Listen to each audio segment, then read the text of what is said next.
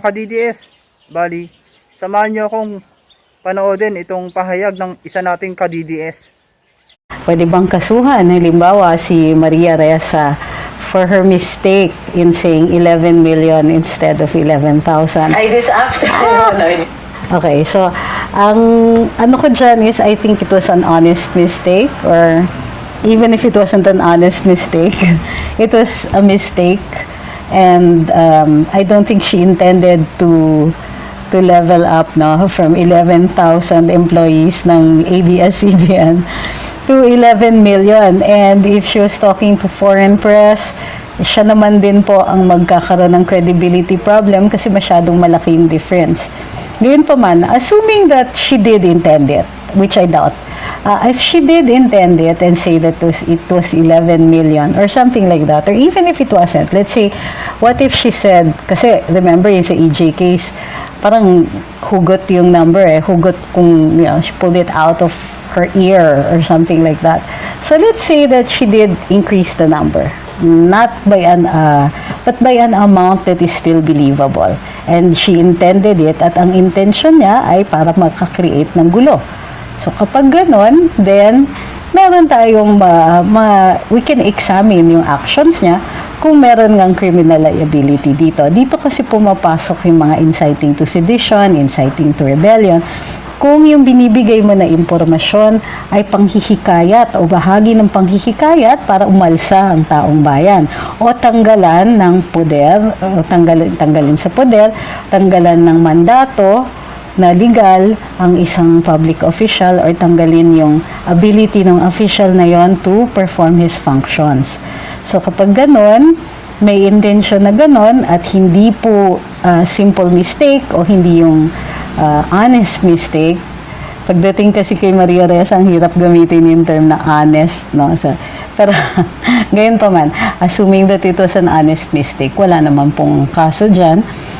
Assuming that it was a dishonest mistake, it will depend on the intention and on what she said tended to do. So, kung ang tendency, halimbawa, false publications under Article 154 ng Revised Penal Code, ang mangyayari dyan is titignan yung tendency to affect the public interest, kung magkakagulo, or it will cause it will affect the public interest.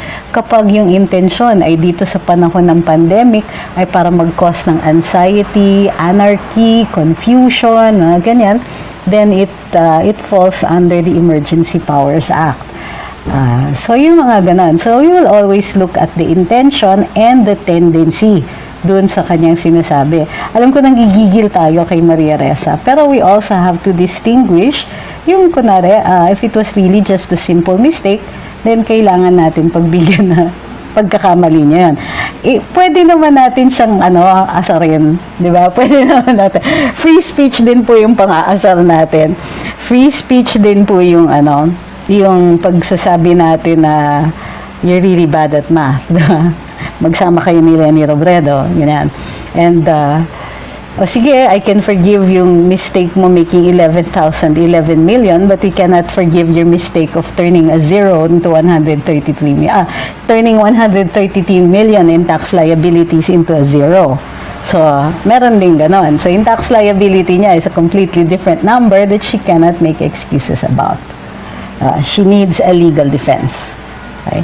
So, check ko muna yung mga mas tingin ko, ang dapat talagang pinagsasabihan ay si Mr. Coco Martin. Kasi yung yung kanyang, in English we would call it a fulmination, yung rant niya online, at yung sinasabi niya, hindi na dapat tayo manahimik, dapat we have to do something about it.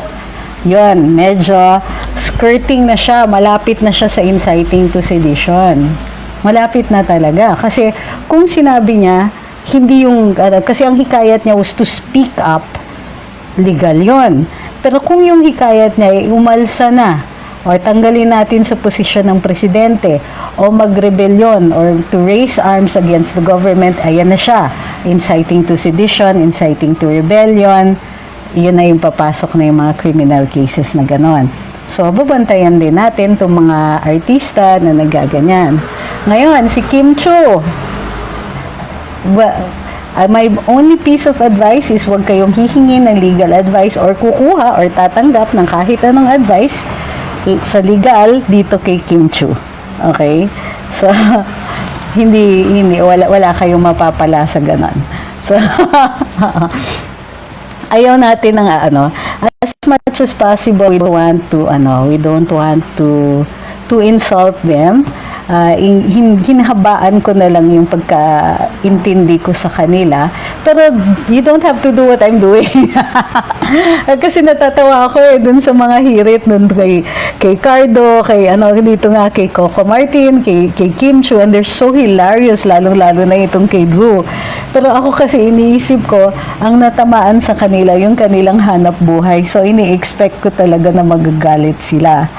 However, if they want to rant online, ibig sabihin, they're free and open for criticism dapat. So, you have to be ready if you're going to do something like that, if you're going to rant online. Di syempre, ang dami ba namang meron, ang dami ba namang hihirit. At lalong-lalo na, yung mga ganyan, when you hold yourself out, gusto mong sumikat, bumababa na yung tumataas yung evidentiary requirement for malice, dahil public figure na sila. So, libel is harder to prosecute kapag ganon. Lalo na pagka mga artista, yung mga sikat na to begin with. So, ang ko lang is, iniintindi ko lang sila. I mean, we can tease them. Of course, we're free to tease them. Pero iniintindi ko din, nagalit sila kasi hanap buhay nila yung tinirada natin. And unlike us, hampas lupa, dati, they didn't have to worry about where their meals are coming from. Tayo, sanay tayo sa ganon. So, yung mga katulad natin, mga rakitero lang or whatever, or who have fixed salary, syempre, tayo, sanay tayo sa hirap. Sila, parang matagal na, ever since naghirap sila. Alam ko, nanggaling din sila sa pagkadukha, katulad natin, pero, mas mahirap yan yung mahirap ka, yumaman ka, tapos babalik ka sa hirap, mas masakit yun kasi yung naghirap ka, tapos never ka nakatikim ng luxury, never ka nakatikim ng mas maiging buhay, mas mahirap yun. So sa akin, let's encourage them to rant openly, kasi nakikita natin yung pagkatao nila. Remember, every time they open their mouths, we get some kind of information. Anong information na yan? Minsan it's useless, 'di ba? Yung mga laman ko na rin ng rant ni Kim Chu, and then she's talking about rules. Wala siyang, how do you call this? Wala siyang redeeming value in terms of education, pero nare-reveal naman yung pagkatao nila. So, meron pa rin tayong nadidiscover tungkol sa kanila. We may not learn anything new about science or law or even philosophy or the arts, but they reveal something about themselves and maybe the kind of culture na meron sila sa ABS, then we learn. Diba? We learn something. So, para sa akin, I like to keep people talking. Diba? Hayaan natin sila magsalita ng magsalita. Kasi, nalalaman natin, naman, a lot of people, they can't keep secrets So, yung iba, gigil na gigil magkwento, uy, aalsa pala tayo. Yan, ganyan nahuhuli yung mga conspiracies to commit rebellion, sa ganyan nahuhuli. Mga dakdak ng dakdak, cannot keep a secret, at saka mahihilig mag-rant, mahihilig mag-post sa social media. So, the advantage of letting people talk is that they parang pinahuhukay mo ng sarili nilang ipanglilibing natin. So, let them talk. Let them, it's also an outlet Napansin mo, di ba, galit na galit si Cardo. Okay lang, kailangan niyang magalit, kailangan niyang mag-vent, bigyan natin siya ng pagkakataon. And in the meantime, you see how he thinks. So, para dun sa atin, ng mga dating fans ni Coco, ni Coco Martin, yung mga dating fans ni Coco Martin, alam na natin, di ba? Does he deserve our fandom? Does he deserve yung ating pagkataas ng tingin o yung pagtatangkilik natin? We learn. Diba? Marami tayong natututunan by letting people talk. Even if it's our enemies, we don't want to shut them up. Kasi yung mga madadaldal dyan, sila yung sila yung dahilan kung bakit nahuhuli natin yung mga So yun na nga no. Kung meron kayong reaction sa video na napanood nyo, comment nyo lang sa baba ng video. DDS, stay safe, stay at home. We heal as one.